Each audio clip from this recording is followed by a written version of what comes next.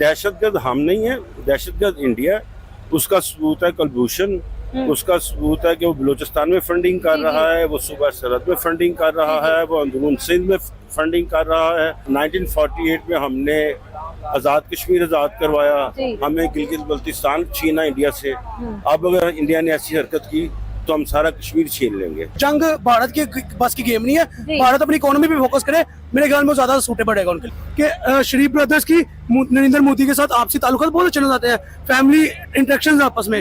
लेकिन मेरे ख्याल में जो यहाँ पे इस टाइम जो चल रहा है, जो पाकिस्तानी प्राइम मिनिस्टर ने जो जवाब दिया, जितना दिया, मेरे ख्याल में देखिए मैं यही बात कर लूँ कि आगे स्टैंडर्ड वाला बंदा होना चाहिए। आगे जब स्टैंडर्ड होता है ना आपके बराबर का, तब आप जवाब देते अच्छे लगते हो।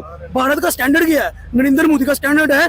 देखिए सबसे बड़ी बात कि वो 8वीं फेल बंदा है नरेंद्र मोदी, और उसकी गूगल पे क्या स्टडी आती है, MA पॉलिटिकल साइंस। तो मेरे ख्याल में ये जो कौम का सरबराह झूठा है, आगे कौम भी झूठी है, ठीक है, कौम झूठी है, तो उनको हमारा जवाब देना बनते नहीं है।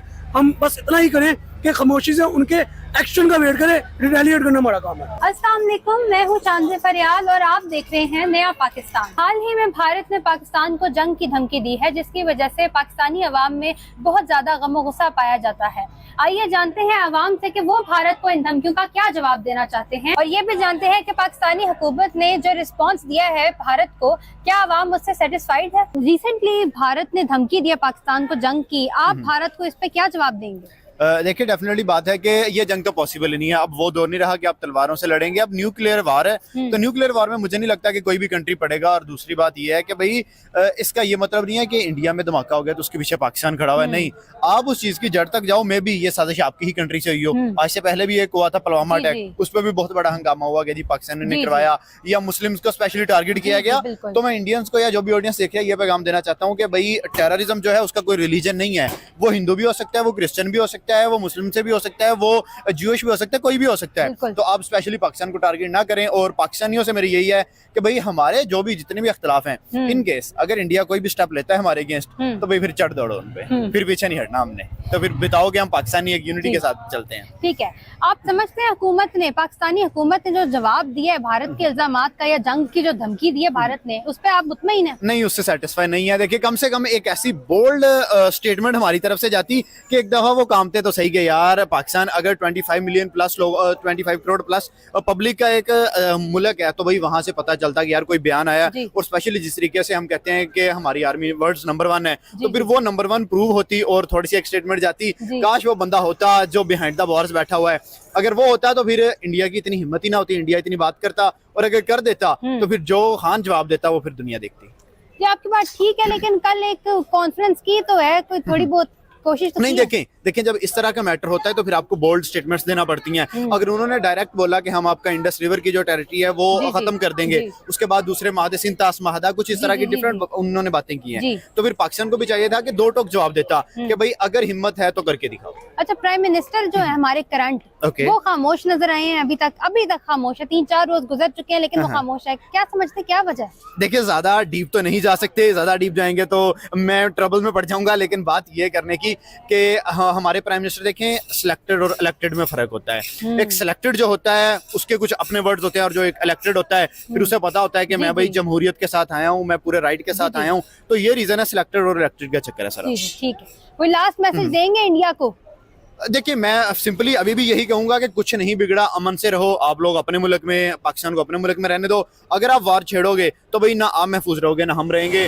जो क्या कहते हैं, नुकसान बॉर्डर के दोनों साइड ही आएगा, दोनों कंट्रीज को उससे फायदा नहीं होगा। और सबसे बड़ी बात क्या है कि जो वो लोग, जो गरीब तबका है सबसे ज्यादा दबेगा, वो अमीर जो है वो निकल जाएंगे, जो अपर क्लास है वो निकल जाएगी कोई दूसरे कंट्रीज में, कोई डिफरेंट जगह पे। जो लोअर क्लास है ना उसका दिवालिया बन जाएगा। हाल ही में इंडिया ने धमकी दी पाकिस्तान को जंग की, क्या समझते हैं, क्या मैसेज देंगे इंडिया को इस हवाले से?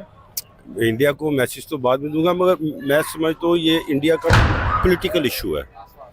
क्योंकि मुझे उनके 3 माह बाद ना कुछ थोड़े बहुत इलेक्शंस होने हैं, वहाँ पे ट्रेंड ही है कि जितना पाकिस्तान के खिलाफ बोलोगे उतनी आपको वोटिंग मिलेगी, इससे ज़्यादा कुछ नहीं है। और इंडिया गलती कर रहा है, और हाल ही में उनके पायलट को हमने चाय पिला के भेजी है, तो इस मरतबा भी देखें क्या करते हैं। अच्छा, हुकूमत ने, पाकिस्तानी हुकूमत ने जो जवाब दिया है भारतीय इल्जामात का, आप उससे मुतमईन हैं? नहीं, उस पे एक्चुअली हमारा मीडिया नहीं आगे आ रहा, क्योंकि मीडिया पे रिस्ट्रिक्शंस बहुत ज़्यादा हैं। बल्कि अगर आप हुकूमत की बात करें तो मुझे बड़ा दुख से ये बात कहनी पड़ती है कि जब हमने उसको गिरफ्तार किया, पायलट को, उनके जी। क्या नाम था उसका, अभिनंदन को, तो हमारा मॉरल बहुत ऊंचा हो गया था और हमारा JF थंडर 17 के ऑर्डर्स भी बहुत जी। मिलने शुरू हो गए थे। तो हमारे एक मेंबर ऑफ पार्लियामेंट ने पार्लियामेंट में खड़े होकर बोला कि जी जर्नैल साहब आए, उनकी टांगे कांप रही थी, उनके माथे पे पसीना था और हमारा मॉरल वो हमारे वजीर दिफा हैं। जी जी, मैं यही बता रही हूँ। हाँ वही अब समझदार वज़ीर दिफा है, अब वो तो अच्छा नहीं लगा उस वक्त भी।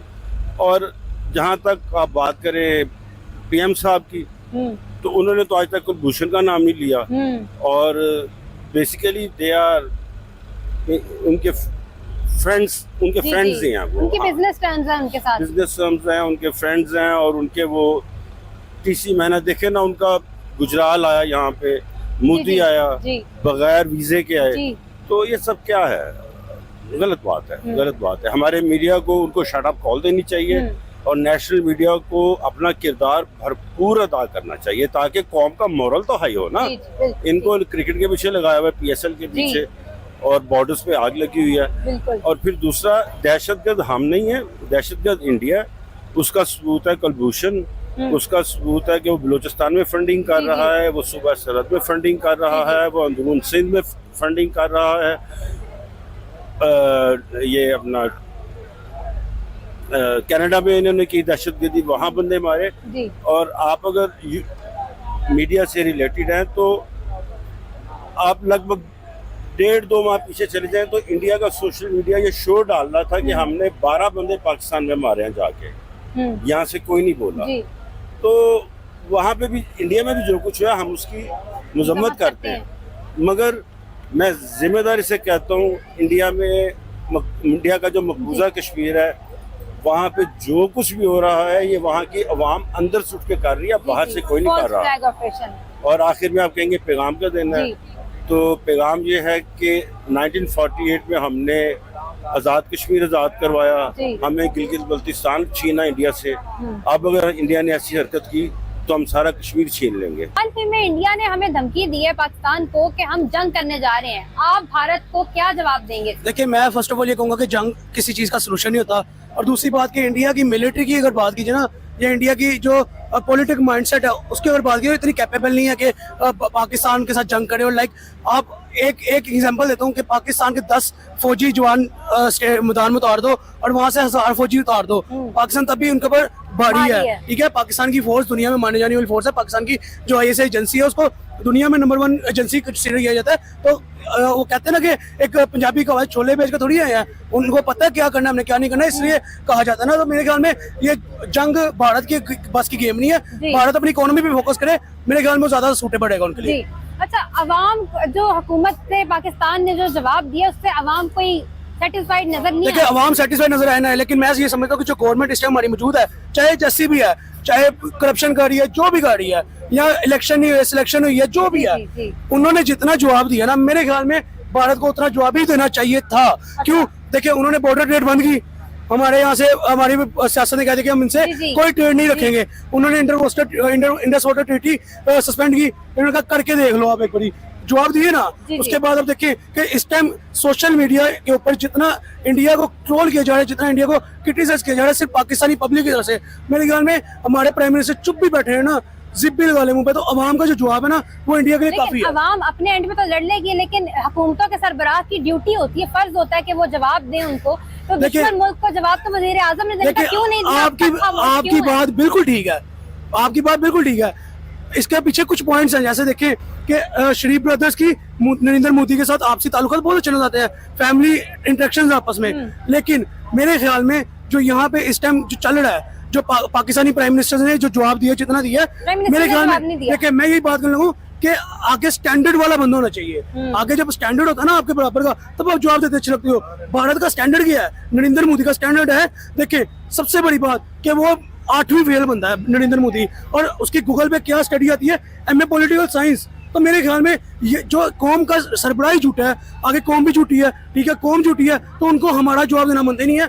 हम बस इतना ही करें कि खामोशी से उनके एक्शन का वेट करें, रिटेलिएट करना हमारा काम है। चल ठीक है, बहुत शुक्रिया आपका।